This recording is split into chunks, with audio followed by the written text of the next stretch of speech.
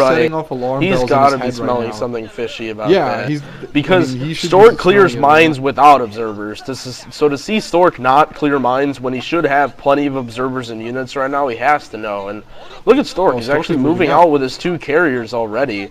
I don't know if this is such a good... strange. Oh my god, revealing his hand immediately to kill that 1 Vulture. I don't know if that was such a good move, but nonetheless, he's moving on. He knows he's got forGG on the ropes. Yeah. That's true, and why he's forGG doing is at a pretty big disadvantage. Oh my god, his armory isn't even up. There's absolutely...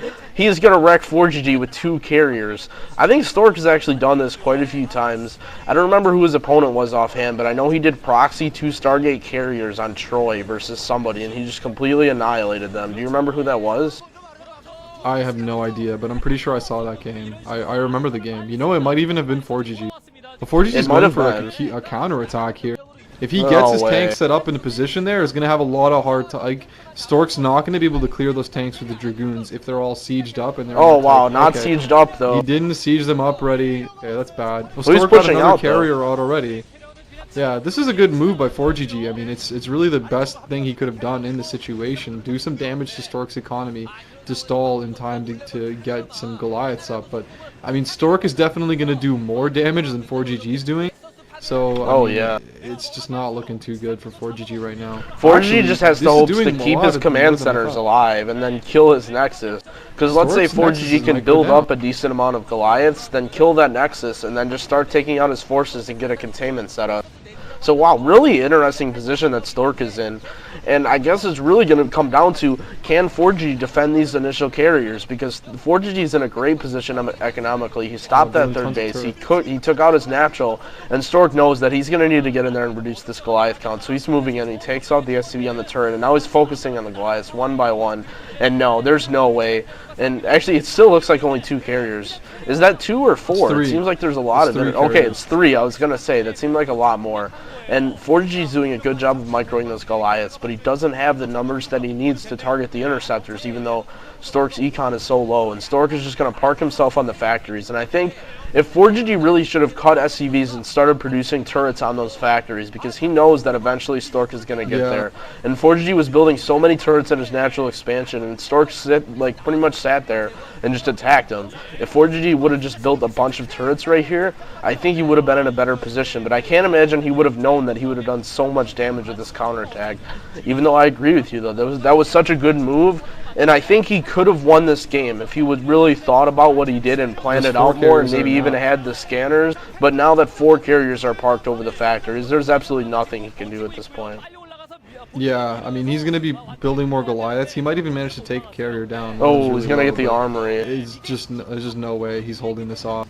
It's a good move by Stork, forgetting about that push and going straight for his main, because he knows that if he sits over the factories and forGG can't get up a decent Goliath count, then it doesn't really even matter if he loses his natural Nexus. 3 interceptors. He's going to lose his main. Oh, it's going to go down to 2 interceptors pretty soon. But I mean, you know, all that matters is that forGG can't push farther into the base, and that's all that really counts. He's stuck there on that ramp. He's not really doing any damage there, and his main base is getting raised. Slowly but surely, it's going to go down. I mean, he has to rebuild his armory. He can't even build Goliaths right now. So, I mean, even if he was building Goliaths, he'd still be in trouble. I think forGG right now should back his tanks up, build some vultures, and just go all in with all of his SCVs. That would be what I would do. Yeah. What else can he do? Oh, GG. Not a good shot. But I guess I'm just saying that. I want forGG to win. forGG is down 0-2. This is frustrating. I think Stork is going to take this 3-1 or 3-0, and I don't know if we're going to see a Terran in the finals. This is kind of sad. We got a Zerg versus Zerg and a Protoss versus Protoss in the semifinals, which means a PvZ finals for sure, which I guess is better than a PvP, but much better than a ZVZ, to tell you that. That's true. Zero versus I might just be saying that because I like PvP. I don't mind PvP finals, but you know, I'm a Protoss player, so that's right. Yeah, to be expected. I don't mind TBT finals, so yeah. So there you go. But that's definitely not a possibility at this point. You know, the one thing that I'm just sad that forGG is kind of getting crushed, though. Although this was a more interesting game. This was definitely an exciting game. It could have gone either way at some point.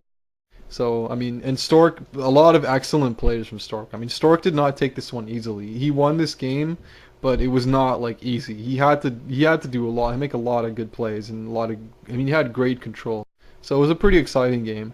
Hopefully, forGG can win the next one. It doesn't get 3-0'd. I mean, I want Stork to win, but I don't really want to see forGG get 3-0'd. That would kind of suck, man. I like forGG. He's one of my favorite Terrans. So I'm hoping that he doesn't get completely crushed, because that's always bad for a player, man.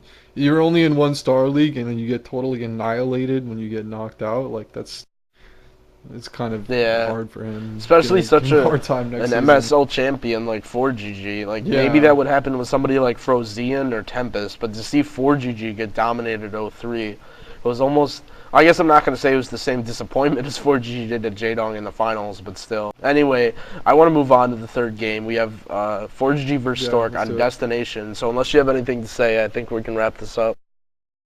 No, I mean, I don't really have anything else that I have to say. There's a lot of things I could say, but I'm not going to say them just for the sake of speed. So let's move on. It was a good game, and we'll see you in Game 3, guys. Peace out.